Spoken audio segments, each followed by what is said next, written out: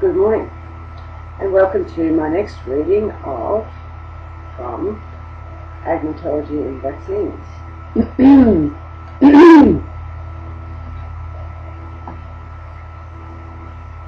Okay, so this morning we're going to head to Chapter 2, which is History of Vaccination Agnotology - Historical Schemas. Every chapter in this book, by the way, starts off with a quote.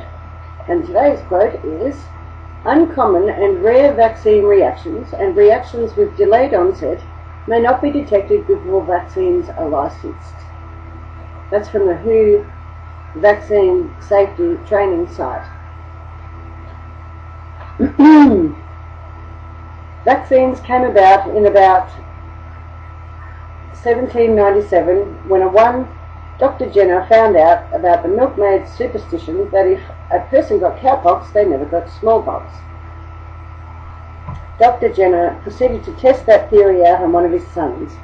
He made many incisions in a crosshatch design on the upper outer part of his son's arm and smeared a thick goo of cowpox infection from a sick cow into that crosshatch section of his son's arm, and so vaccination was born. It didn't work, but the process is still with us today. Dr. Jenner was recorded in history as the originator of vaccination, but he was not entitled to that credit, because vaccination had long been in existence in Turkey, perpetrated by some old women who inoculated people from those persons who were suffering from the disease. Dr. Jenner was not the first to perform this vile practice. Its cherry on top of the Dr. Jenner story is that he wasn't even a trained doctor. He bought his doctor title for £15. Even in 1913, there were parliamentarians begging for vaccination to go the way of the dinosaur. See this parliamentary quote from Dr. Webster about the previously quarantined area in Sydney, Australia, as their attempt to control the smallpox outbreak. This House is of the opinion that the proclamation should be cancelled and that isolation combined with sanitary reform, the true enemy of smallpox, should be substituted for the present injurious methods. This motion strikes at the very heart of the health of the community.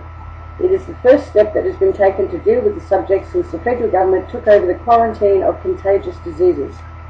Vaccination consists of injecting practically into the blood of the human poisonous matter in the shape of vaccine virus taken from one of the most repulsive sources it is possible to contemplate.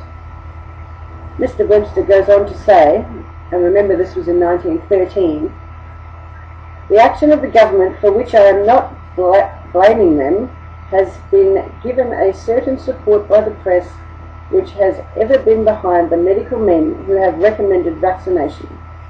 Through these sources, we are forcing thousands of people, indeed hundreds of thousands in Sydney and suburbs, under a most objectionable system.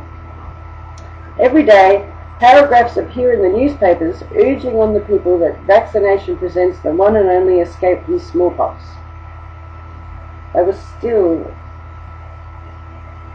Vaccination came about in 1797. And they're still screaming about it 100 years later, and we are still screaming about it 200 years later.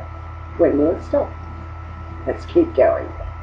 In Leicester, England, in 1853, an act was introduced for compulsory vaccination with fines for non-compliance and imprisonment for non-payment. In 1867, the act was extended by the age requirement, raising it to 14 years. Also introducing repeated fines for repeated refusal of vaccination for the same child.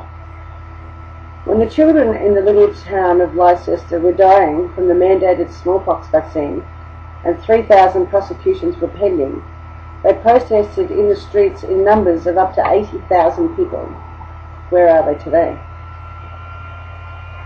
No compulsory vaccination was one of the catch cries of the 1900 Labour Party general election manifesto.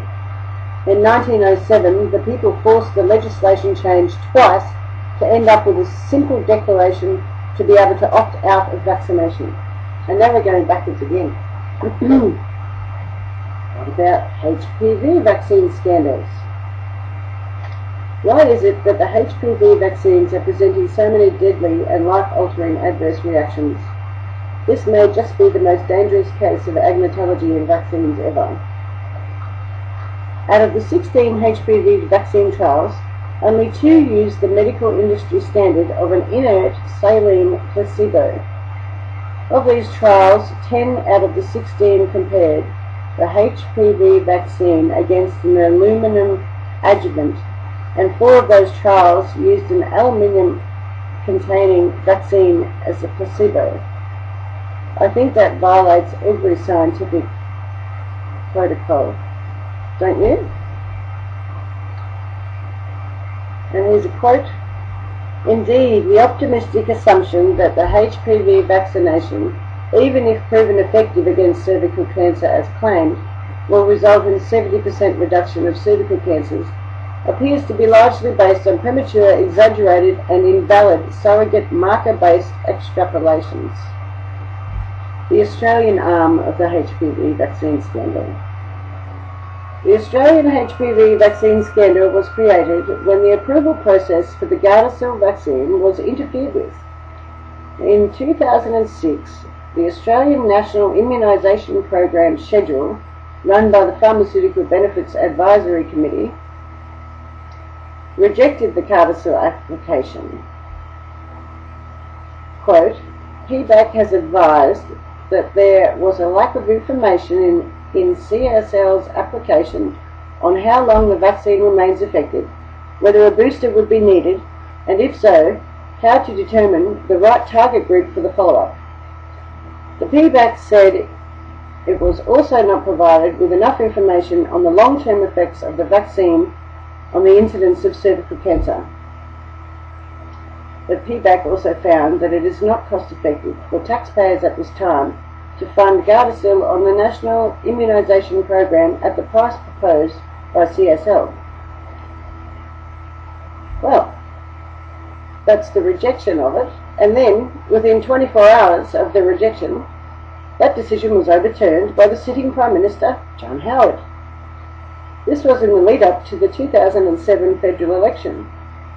I wonder how the duration of effect and unfavourable cost-effectiveness changed in a 24-hour period. Moving forward to July 2012, the Labor Federal Minister Tanya Plibersek oversaw the rollout of Gardasil vaccine for boys with open public support from Ian Fraser. In his official message of support for the funding of the National HPV Vaccine Program for boys, Ian Fraser failed to declare his conflict of interest that he receives royalties from the sale of HPV vaccines. It looked a lot like free advertising by the government for Professor Fraser's financial interests. Some of the problems with the HPV vaccines are as follows. Lack of quality research, efficacy, it kills and maims, they are full of neurotoxins, aluminum is the biggest problem.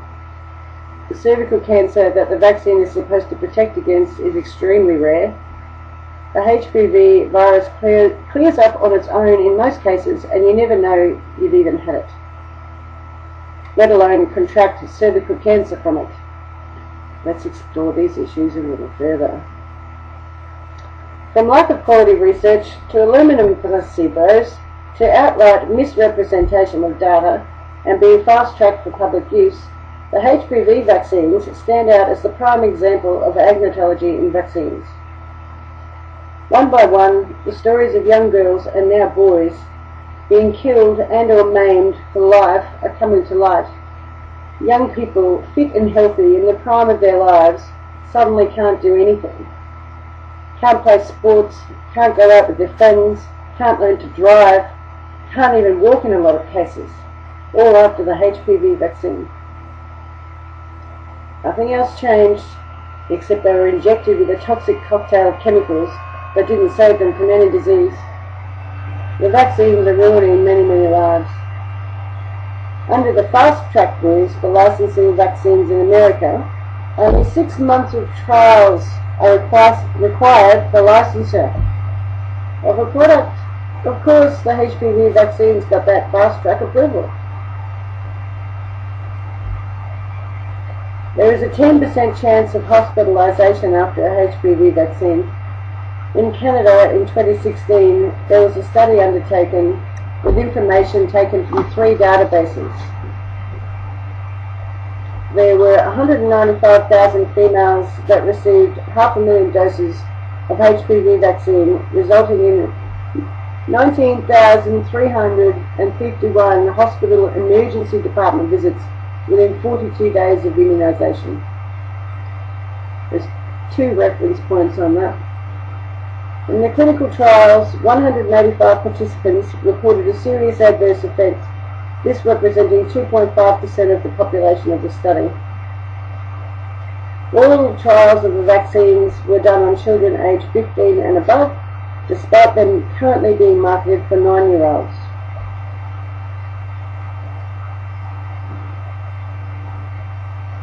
The mystery of the missing HPV adverse reaction reporting column. On the Daily Med website, a government-run medical news type site, you will find drug label information pages. Hang on a sec, I need a drink.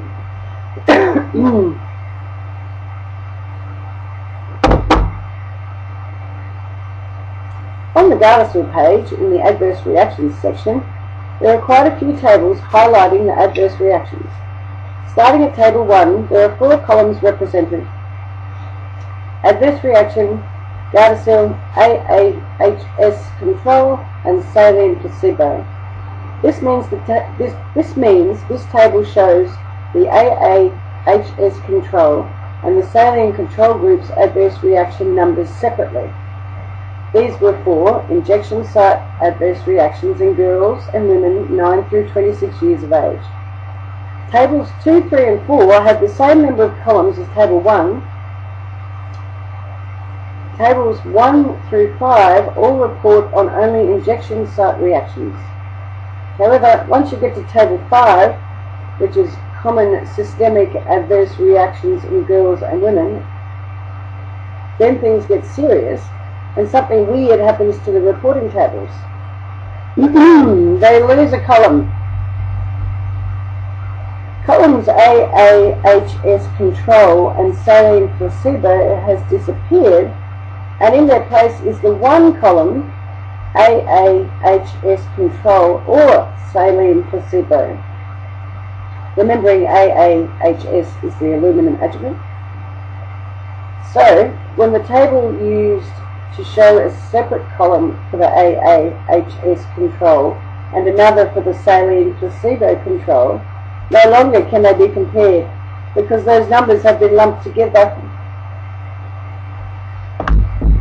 This is just a sort of, what I like to call fuckery that goes on.